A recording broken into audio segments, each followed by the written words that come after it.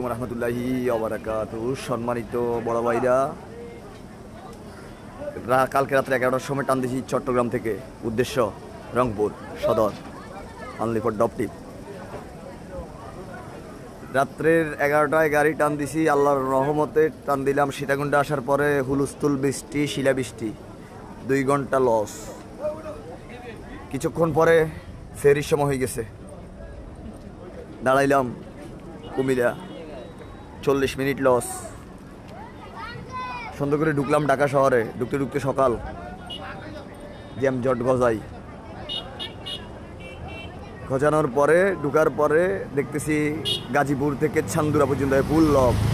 সুন্দর করে গাড়িটা টঙ্গি থেকে বামে নামাই দিলাম, খাদে খুঁজে দিয়ে চালাই কোনোর মতে আসলাম আশুলিয়া, টাঙ্গাইল দিয়ে বের হইলাম।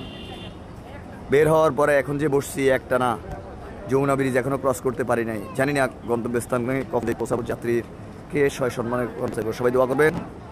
তবে যারা রংপুরমুখী আছেন তারা একটু সাবধানে আসবেন, হাতে সময় নিয়ে আসবেন, শুকনো খাবার, পানি সব কিছু নিয়ে আসবেন।